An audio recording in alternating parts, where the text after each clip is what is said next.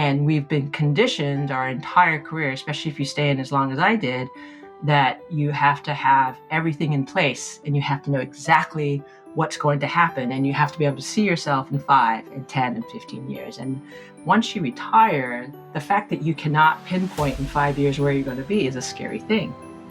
Welcome to Exit Buddy, Veteran Stories to Guide You. This podcast shines a light on real struggles and triumphs of veterans navigating life after the military. In each episode, we dive into heartfelt stories of resilience, setbacks, a little humor, and growth as veterans transition and find new purpose in civilian life. And here for the journey, we're your host. I'm Rachel. And I'm Kathleen.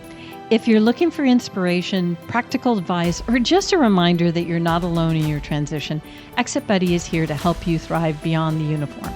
Enjoy today's story from our next honorary Exit Buddy. Kathleen, you do such a great job of introducing people. Tell us who's here. Her name is Laura Hatcher, and she's with us today to share with us her story from being a Navy diver, an intelligence officer, to becoming a professional photographer. Welcome to the studio, Laura. Thank you. I appreciate you guys inviting me. This is amazing. Well, we are so excited you're here. And really to just kind of ground our audience in all of your amazingness, do you mind just telling us a little bit about your military days, kind of some of those defining moments in that 31-year amazing career? And she doesn't look a day over 18. I don't know how this happened. Well, I think it's because they maybe recruited her when she was 2. And so that's probably what happened. Yes. Actually, the joke in our family, Navy family, is I've been in the military all my blooming life, sir. I did come from a Navy family, so I've actually been conditioned with white glove inspections from an early age from my sailor dad. My stepfather raised me. He was a disciplinarian, a Navy chief. He rose all the way to the rank of Master Chief, E9, and then he went on to serve another 20 years in the federal government. And I always felt that growing up with him was harder than going to the Naval Academy. I felt like the Naval Academy actually was a reprieve from the discipline that I grew up with in my military family. And from the Naval Academy, they recruit and retain people who find, academics and athleticism, being in shape and having core values, all those things that shape naval officers and Marine Corps officers. I fit in comfortably, probably because of those white glove inspections. Another 26 years commissioned. And I started off as a Navy diver because when I graduated from high school in the late 80s, my parents told me I can do whatever I want to do. And I took that to heart. And when you're a young girl growing up in the late 80s, that means I can do whatever I want to do better than the boys who say I can't do whatever I want to do. So Navy diving for me was the only choice because in those days and still today, the standards for men and women are identical. And I wanted to make sure that the men that I was standing shoulder to shoulder knew that I was there because I could do as many pull-ups and push-ups and swim just as well as they could, and that the standards weren't different. That's the mind of a 22-year-old that has a large ego. Fast forward, as you start to get older, you realize there's more to life than showing up men. And after my first tour, I switched over to Navy intelligence. And in my generation of naval intelligence, you become a jack of all trades. And it was a great career. I'm going to dust over 26 years, but basically sea duty, shore duty. And I learned a lot and, lived in some amazing places, raised a family in that community. And those relationships last, right? That actually is what fuels me now is the relationships that you build as a veteran while you're in service. That is awesome. So after this phenomenal career and obviously getting to go to some of the garden spots and not so garden spots of the world, you transitioned. And as we know, we have sort of these defining moments throughout our careers that sort of say internally and externally who we are. And we then have to redefine ourselves. I'm actually learning you end up several chances in your career to redefine yourself. You have to actually get really good at the skills of what redefinition is. So, what was it for you redefining yourself and knowing what you did and you did not want to do in your post military career? So when I left, I knew all the things that I didn't want to do. I didn't necessarily know what I wanted to do, and I think all most veterans, I probably can speak uh, this is a very challenging time for us, right? As you mentioned, we have to completely rebrand ourselves. Our service was our personal and business brand, if you will. We're representing a larger organization. Our uniform is our resume. So I tell people, and I advise a lot of veterans today in my small business. As a professional photographer, I'm doing transitioning headshots, headshots for military members that are leaving, and my couch becomes a therapy session, right? Because we end up talking way more than photography. We talk about the fact that I've gone through what they've gone through, which is the appeal, I think.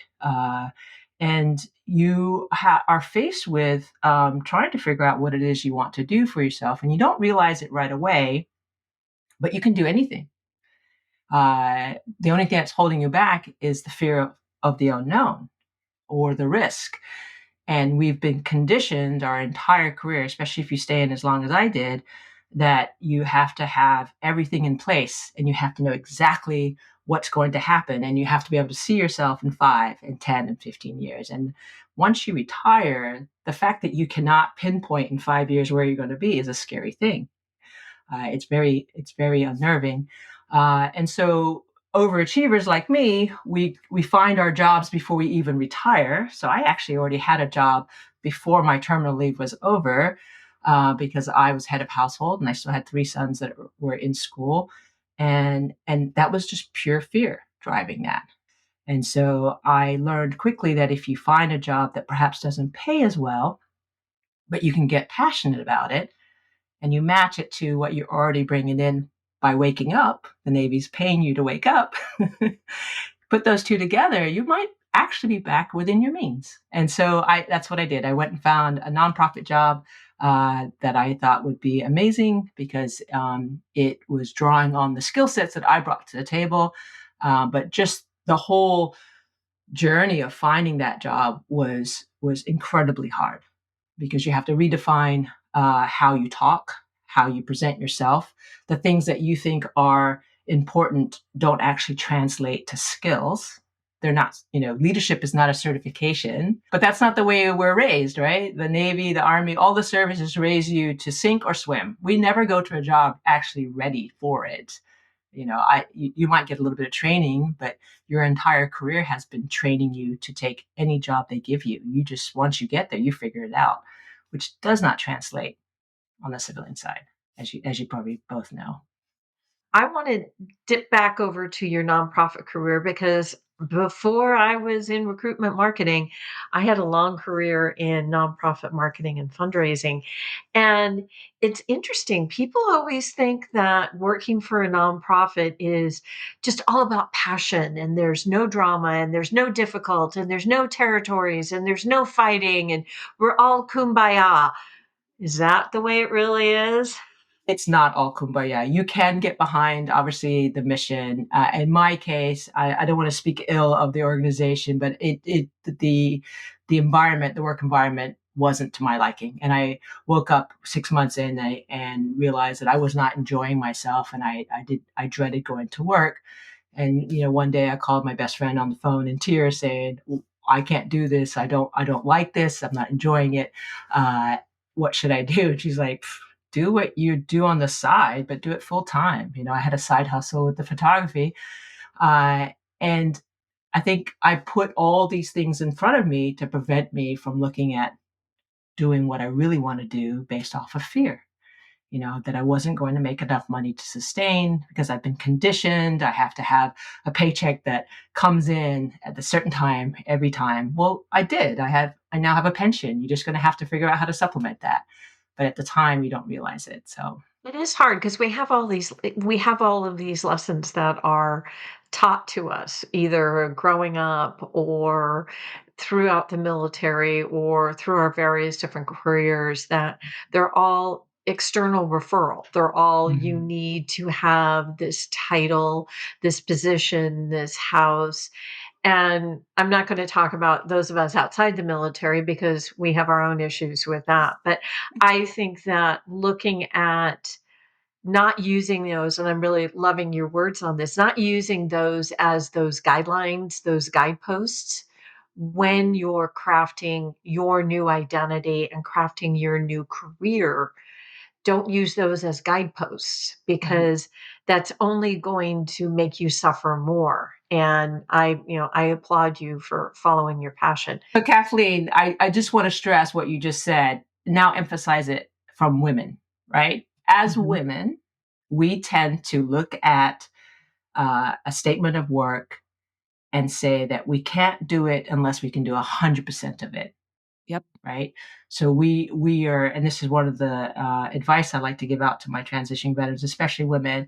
You need to get out of your own way, and also you touched on the fact that when we have labels. For me personally, I retired as a very junior '06 because I was operating under the premise from our generation that if I didn't go out and sell myself before the big 50, the big 50, that I wasn't going to be marketable. Right. That was the only reason, one of the only reasons, there's a few others, but one of the main reasons why I retired early is because I felt like I was wasting time, that I wasn't going to get any better in the military. I need to rush out and get that big job before they remember that I'm 50 or over 50 at that point.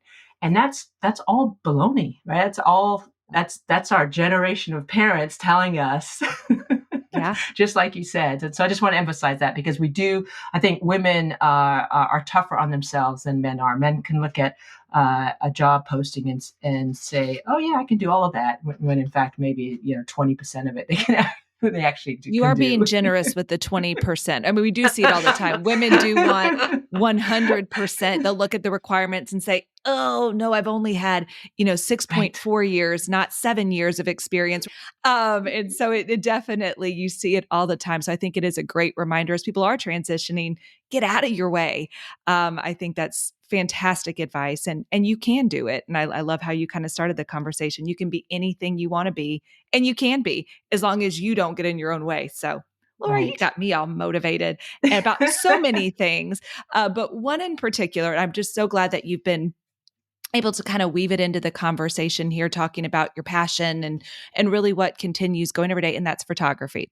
I want to stop here and talk a little bit about just your experience with photography. How did you start? Where did this passion develop? And how did you turn it into the career that you've been kind of hinting at throughout this conversation? Yeah. So I don't have this amazing story that I've been doing it since I was little, because I just woke up one day, literally in 2015, towards the end of my career, and said, I'm bored, which is my life story, right? That's why I have 3 sons, a Harley, a drone, a dog.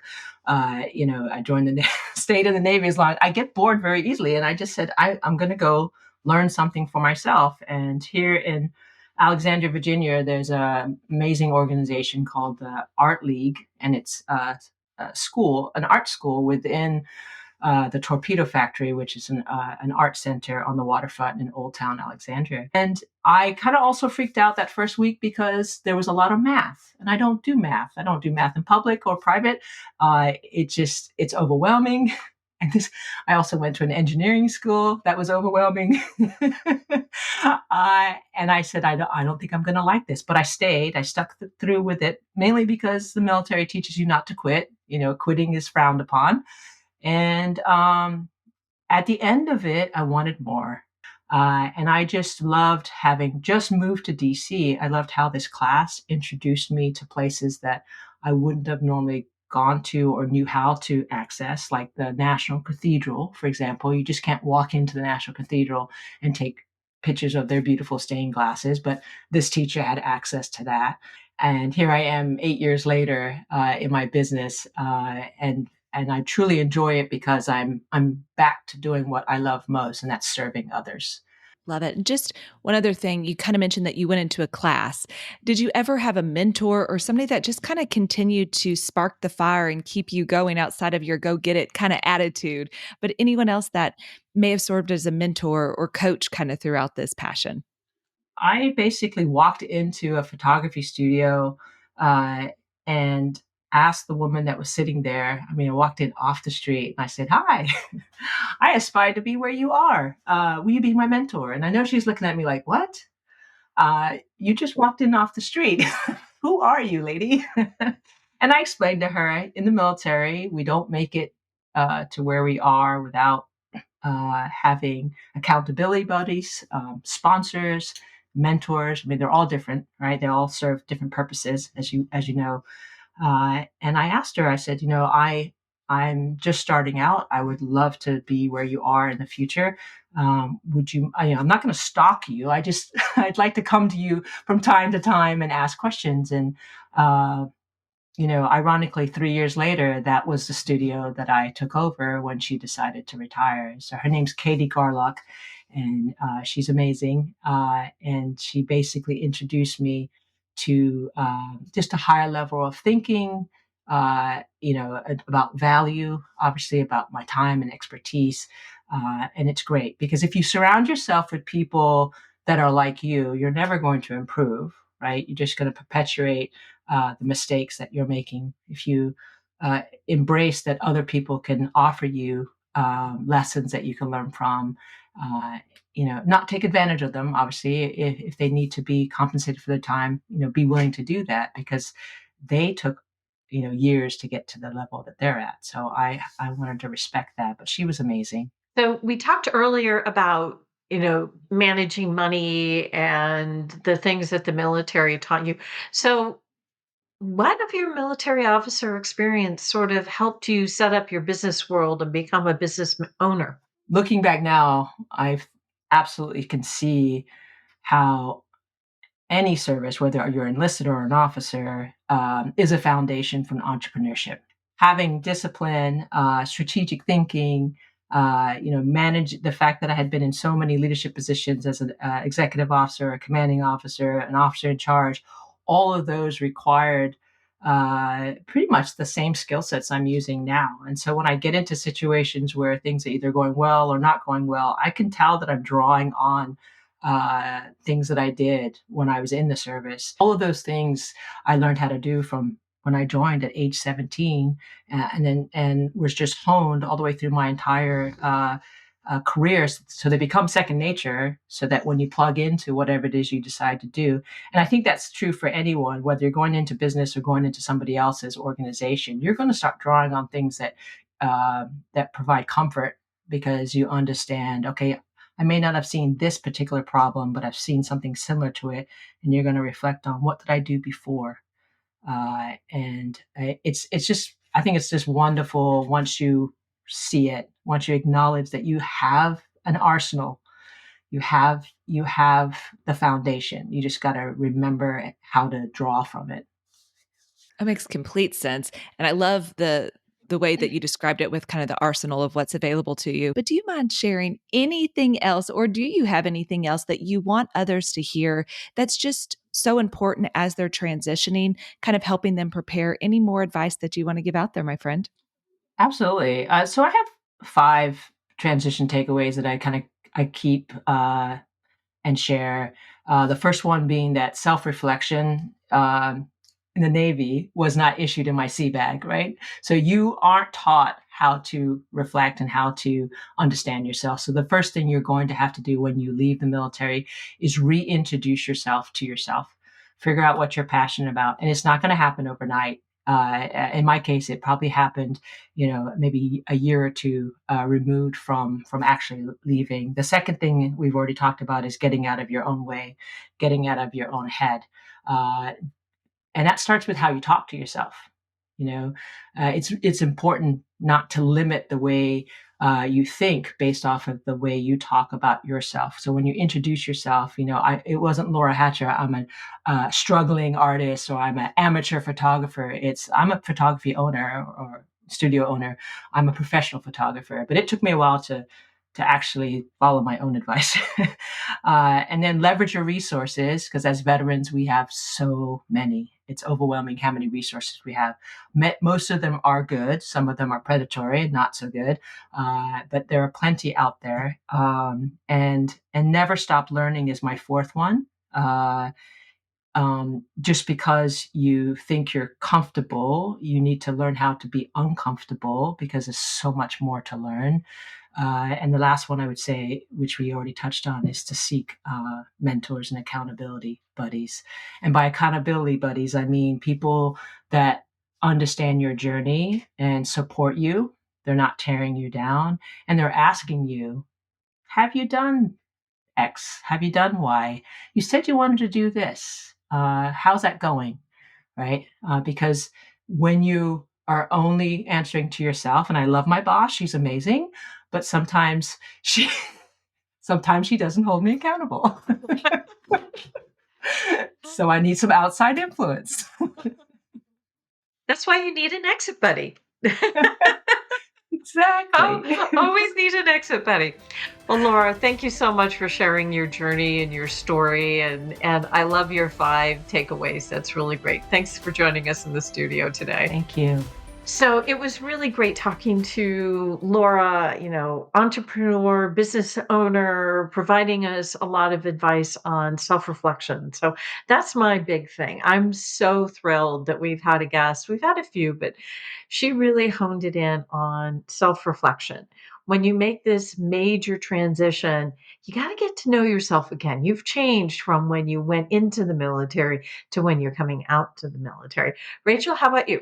There was so much that I really appreciate about the conversation. And I think I liked kind of just her layout of how she got in there, how she got into the career. It was just leaning into what she knew from her family, but then taking it up a notch and not being predispositioned to say, I can't, but really leaning into, I can do whatever I want to do. And I think that served her well throughout not only her career, but in her current job, being willing to walk into a studio to a complete stranger and saying, hey, I like what you do. I want to be you when I grow up. Will you be my mentor? I thought was just such great advice to say mentors come in all shapes, sizes, fashion, anywhere. You just have to be willing and get out of your own way, to borrow Laura's words, to make sure that you can be successful. So awesome conversation. Thanks, Laura, for joining us today.